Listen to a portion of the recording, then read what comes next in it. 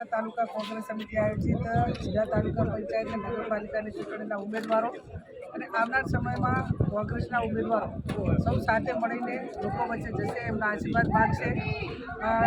કોંગ્રેસ એ સત્તા માટે નહીં પણ સેવા માટે, અને ક્યાંક ને ક્યાંક વર્તમાન સમયમાં સરકાર એ મશીનરીનો ઉપયોગ કરીને વોટ લાલચ આપીને જે લોકશાહીનું ક્યાંક ને ક્યાંક હનન કરવા માટેના પ્રયત્નો કરી રહી છે. ત્યારે જે ઉમેદવારો ચૂંટણી લડે એ ખેલદિલીપૂર્વક અમારા ઉમેદવારો ચૂંટણી લડશે, લોકશાહી ઢબે લડશે, પણ છતાં જો ક્યાંક ને ક્યાંક વહીવટીતંત્ર કે પોલીસ કે કોઈ પણ ભાજપના કાર્યકરો કે અમારા કોંગ્રેસના કાર્યકરોને હેરાન કરવાનો પ્રયત્ન કરશે તો એમના માટે કાયદો વ્યવસ્થા એ બધું જ જે બીજાને કાયદો લાગુ પડે, બીજાને બંધારણના નિયમો લાગુ પડે, એ ભારતીય જનતા પાર્ટીને વહીવટીતંત્રને પણ લાગુ પડે છે.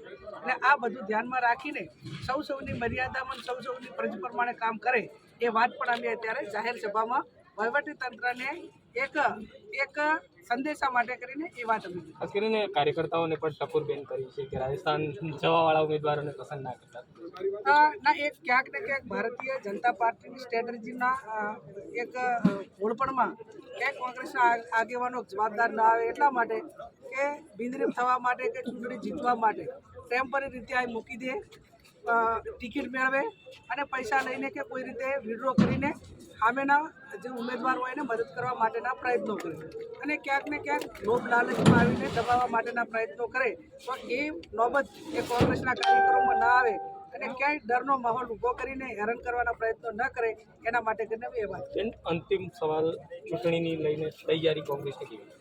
મેં કીધું એમ કે આઝાદીથી કરીને આજ સુધી એ કોંગ્રેસ સત્તા માટે નથી, સેવા માટે, લોકોને સમર્પિત.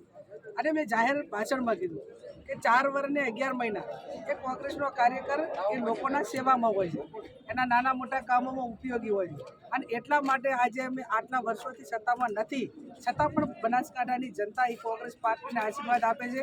એ અમારા કોંગ્રેસના કાર્યકરોની ક્રેડિટ છે અને લોકો વચ્ચે કામ કરવા માટેની જે એમની સમર્પિત ભાવના છે એ ભાવના દર્શાવે. Thank you.